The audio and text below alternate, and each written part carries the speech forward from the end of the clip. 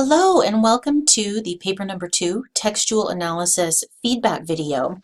Remember that one of the main purposes of English 101 is for you to become a stronger writer and to really identify your own mistakes. And so some of the best ways I found to do that is to make a general overview video of kind of what's gone on with the paper and trends that I see, and have you identify some of your own errors. So I use examples from some papers, and I go over the rubric really carefully. So I talk about what I mean when I say focus.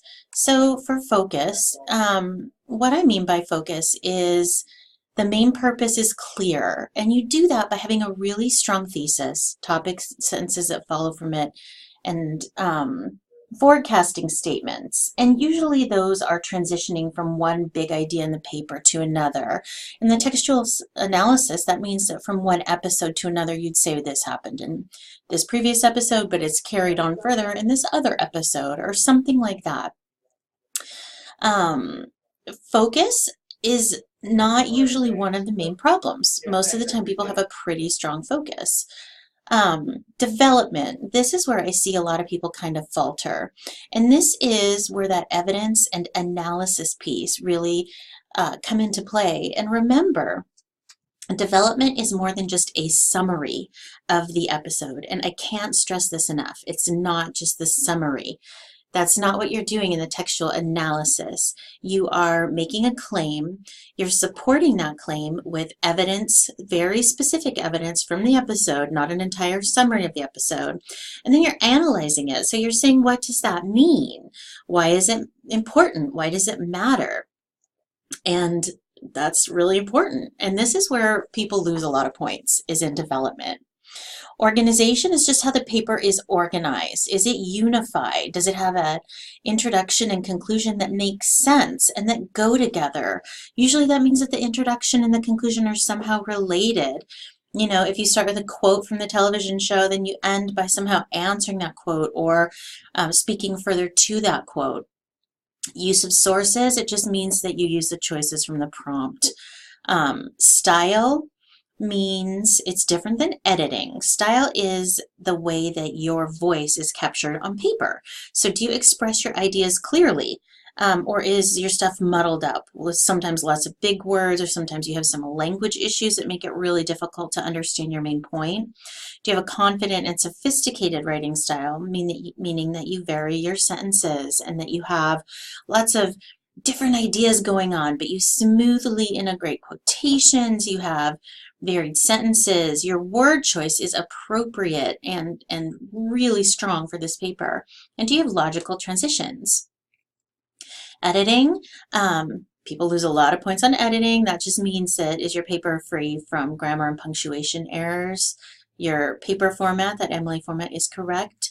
Required elements, did you turn in everything you needed to? An MLA format needs to be, you know, as perfect as you can get it. So I'm going to move on and kind of show you some examples here. Let me start at the beginning, and I'm going to move this around really quickly. Oh, it won't let me make the window smaller. That is okay. All right, so textual analysis feedback. And I'm going to go over kind of just some reminders, because I want to make sure that you remember what this paper is about. It's really easy to forget that. A reminder of what the textual analysis is. It's a summary or description of the text or texts. You have 3 episodes of a television show here. That is your text. Attention to the context. So remember, by context, I mean, what is going on surrounding the show? When did it come on? What was happening at that time? And I have a really good example of a fantastically done context that I'll show you later on in this video. A clear interpretation or judgment. So you're saying, hey, these episodes did this thing, and this is how. You're not just showing me the evidence. You're also saying, hey, this evidence is showing that what? Remember that evidence, you can present all kinds of evidence, and it doesn't mean that anyone is going to take it the same way that you do. What it does mean is that people are going to look at it and be like, okay, well, I see in front of me you have put a giant turtle. To me, that means that you want me to buy you more giant turtles. And what you could have actually meant, I don't know why I have turtles on the brain, is that, listen, you've given me 2 giant turtles every year for my birthday. I don't want to see another stupid giant turtle ever. So you're presenting this evidence that you think is clear. Quit giving me these stupid giant turtles. And the person isn't taking it the way you intended. So you have to make your intention clear. You hand someone a giant turtle, and maybe you've written on the side of it, and hopefully this isn't a real turtle. Maybe it's a giant stuffed turtle.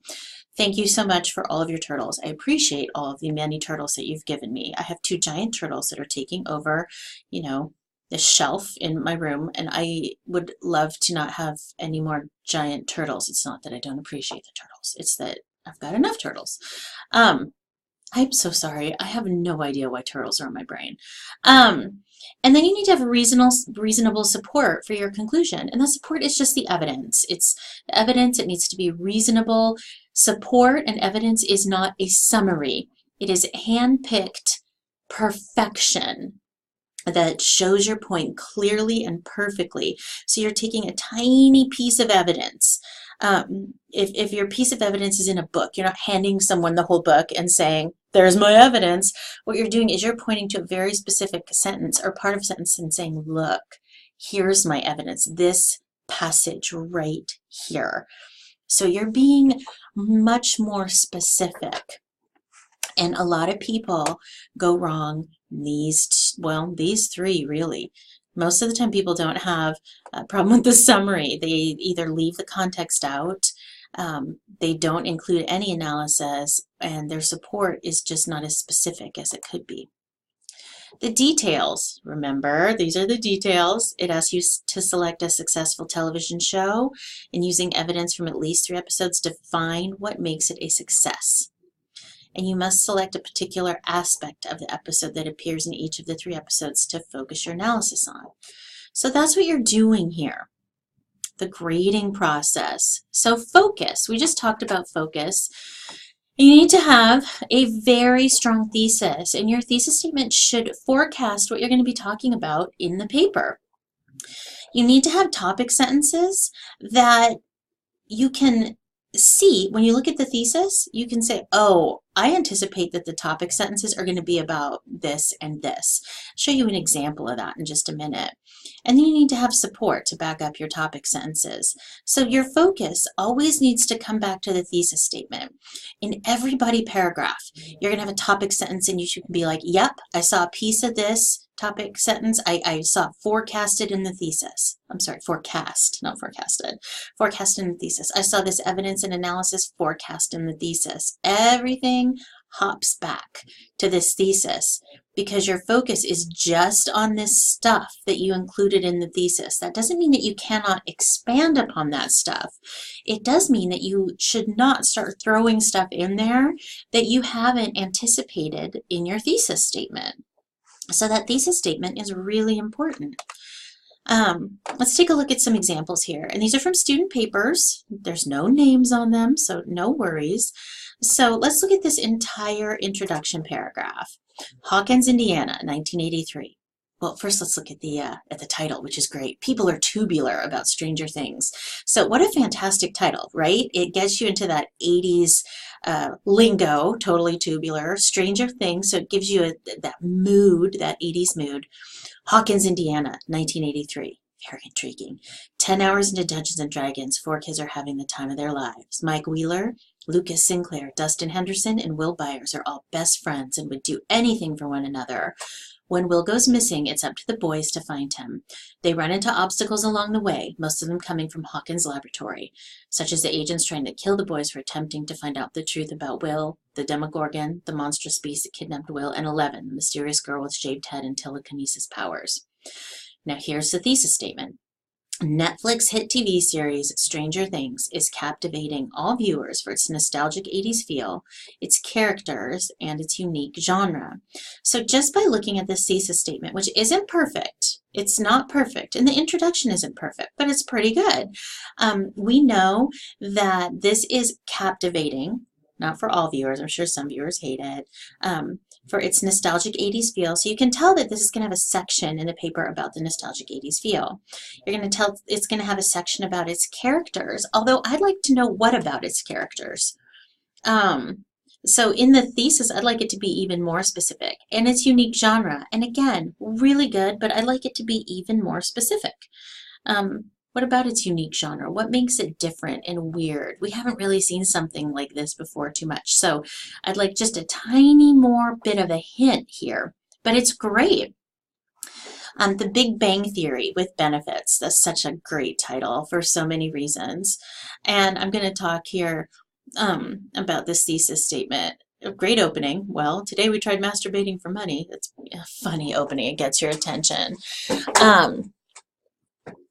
And I'm going to talk about this long kind of combo thesis statement. The audience what this show conforms to is mostly composed of professors with science-based professions, teens with relationship problems, and many other young adults. The Big Bang Theory contains a group of friends that all have very different personalities and each conforms to a certain stereotype.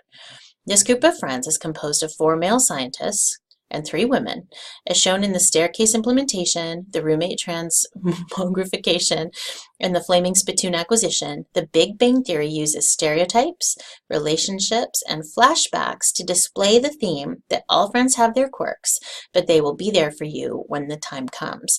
So what a really strong, good thesis statement. We know that we're going to be talking about stereotypes, relationship, and flashbacks.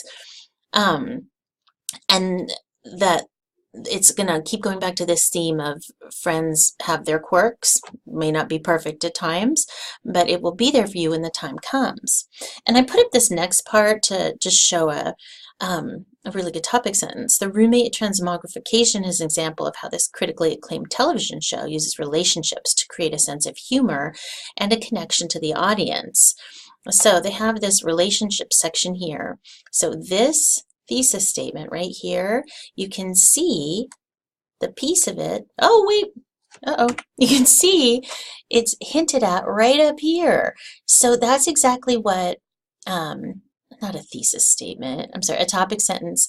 The topic sentence is echoed right up here, and they should be related. Everything should always jump back to that thesis statement. So you should be able to look at your topic sentences and be like, yep, I can see a little,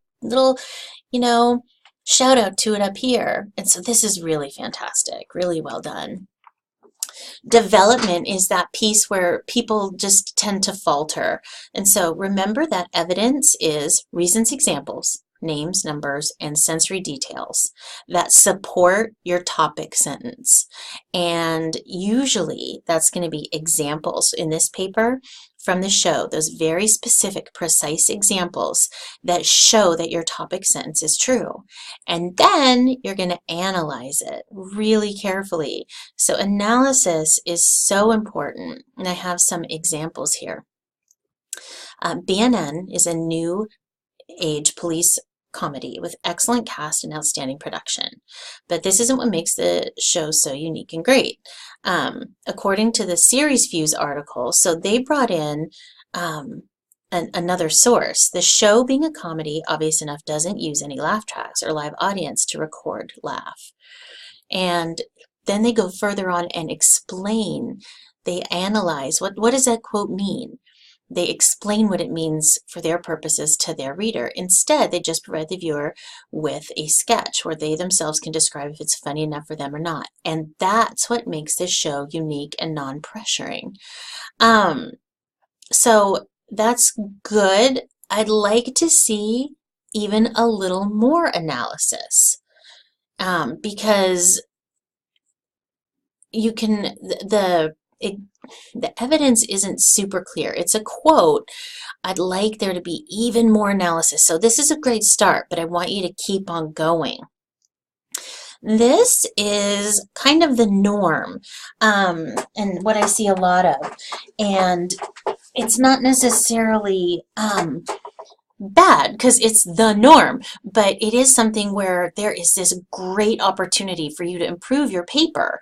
So keep that in mind as you revise for your portfolio, because this is almost everyone can benefit from this. This is talking about a cartoon called Daria, kind of an older cartoon, really funny. But this paragraph mostly is just a summary of what happened. So from here down to here is just a summary of what happened in the show. I don't want that much summary. Remember that for every piece of evidence you have, you should have just as much analysis. So it says here, the claim here that is being analyzed is that people cannot seem to agree. And so, I mean, it's a great start, but I'd like even more of this. You've got the example here, but it is a big summary with very minor analysis. I want you to go further in the analysis. So for most of you, this is an area where you can really improve and make your paper so much stronger. And once you kind of understand that, you know, evidence and analysis, and they should be equal. Or sometimes analysis should be more. It becomes kind of this really great habit where you can get to page length without wanting to just rip your face off and throw it at somebody. So there's that. This is another example, and this is excellent analysis. They're talking about this, and this is just an analysis piece. What Sutcliffe is explaining is sound that is delivered when we see our protagonist in the second episode kneeling before All Might, the current most powerful hero in the world, and he tells the protagonist that despite his powerlessness, he too can become a hero, going back on a previous statement in which he discouraged the protagonist from pursuing the dream of becoming a hero. The music, as Sutcliffe explained and translated into simpler terms, conveys the feeling that one is floating in the air as the higher tonal melody is the most prevalent throughout the scene, with a subtle presence in the lower tonal melody. With the combination of a subtle low chord and a prominent high chord, the tone feels like it's flying since the notes are in the higher range of hearing. This mixes well with the scene when the protagonist finally realizes his impossible dream might be possible, as it captures the wonder he had as a child, and he at last hears the words that he's waited to hear his whole life. So this student is talking about music and the impact that it has, and so this is a really solid analysis, really strong. Where it gets a little bit into trouble is that sometimes it's not as clear as it could be because there's so much explanation and analysis going on that it becomes a little bit muddled.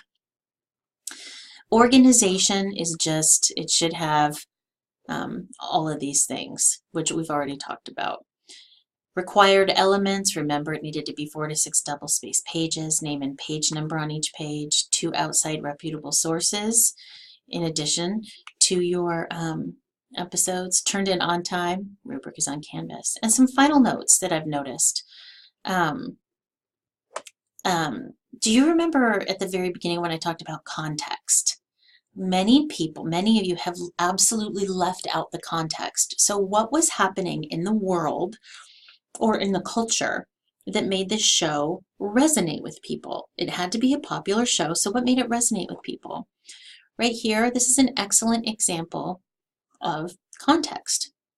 On May 20th, 1993, the finale of Cheers aired, and the Los Angeles Times reported an estimated 93 people tuned in to watch the closing of their favorite bar. NBC reported Friday, making the Cheers finale the second most watched program in TV history.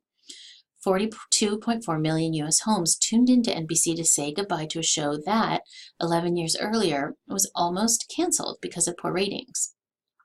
For the first season, Cheers is one of the lowest rated shows on television in ratings provided by Nielsen Media Research, and it goes on and on and on. The ratings only got better and better from there. So they talk about this detail and then go on to explain what made this a cultural hit. What did people relate to here? I want you to talk about the context. What was going on in the world? What happened with this show? Tell us. Show us what happened with this show. Don't just tell us it was popular. What does that mean? What does that look like?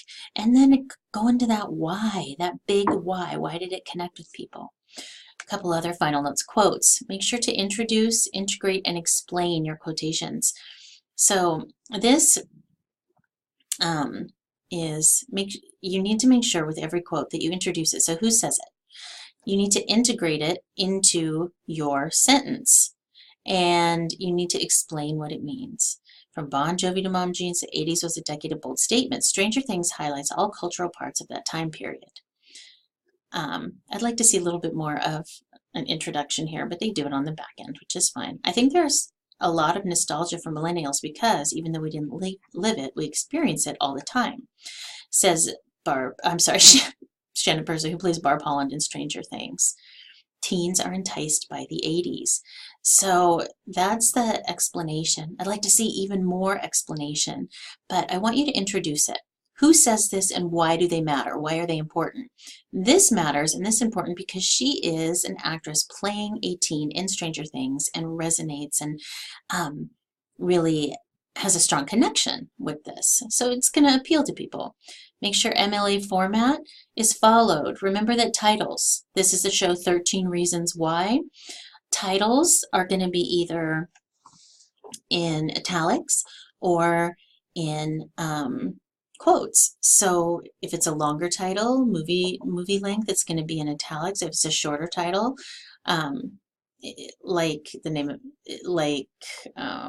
a series episode name, then it's going to be in those quotations. So make sure that you're following MLA format very carefully as you go through this. All right, hopefully this video has given you a lot to think about as you revise your own work. If you have any more specific questions, please don't hesitate to let me know. And I hope you have a great day.